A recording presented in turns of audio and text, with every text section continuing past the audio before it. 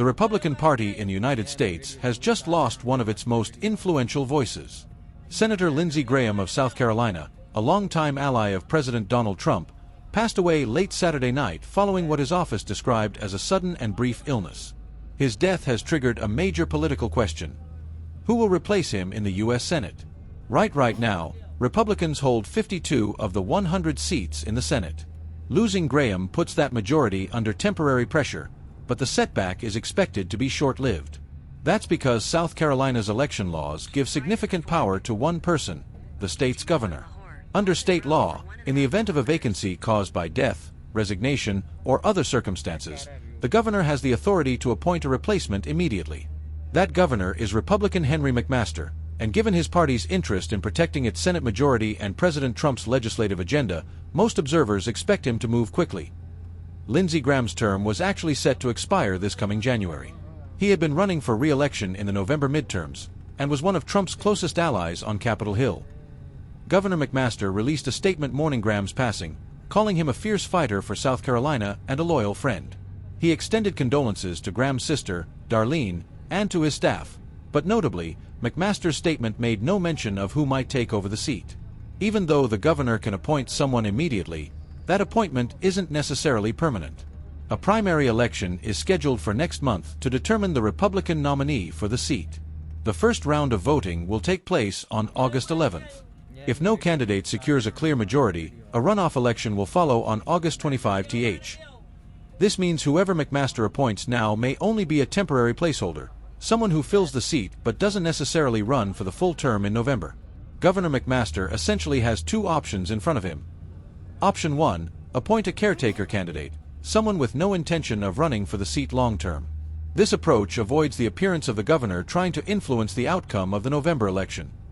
Option 2, appoint someone who does intend to run for the full term.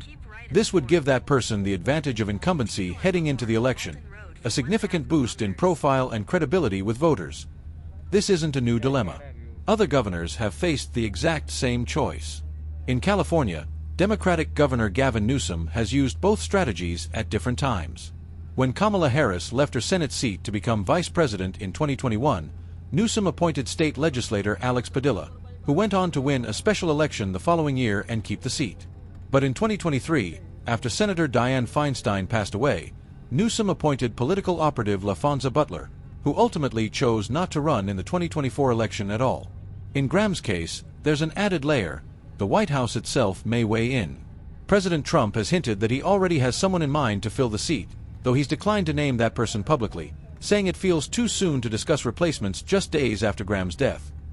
Given how close Graham and Trump were politically, it wouldn't be surprising if the president's preference carries significant weight in McMaster's final decision. South Carolina has long been considered a solid Republican stronghold. Trump won the state by nearly 18 percentage points in the 2024 presidential election. On paper, that makes it a safe seat for the GOP.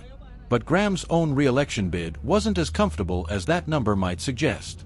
His Democratic challenger, pediatrician Annie Andrews, had been steadily closing the gap in the polls. A survey conducted in June by Impact Research showed Graham leading by only 3 percentage points, a surprisingly narrow margin for a state Trump dominated so thoroughly. Part of the reason may be that Graham had become a divisive figure even within his own party, largely due to his unwavering support for Israel and his backing of the recent U.S.-Israeli military action against Iran. That stance didn't sit well with all corners of the Republican base. Despite the political stakes, Graham's Democratic opponent, Annie Andrews, chose to set politics aside in her public statement following his death.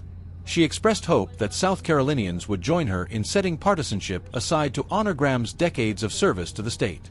So, the question remains open. Will Governor McMaster appoint a caretaker, or will he hand someone the advantage of incumbency ahead of November? And will President Trump's influence shape that decision? With the primary just a month away, South Carolina's political future is very much in motion. That's the story for now. Stay tuned for updates as this develops.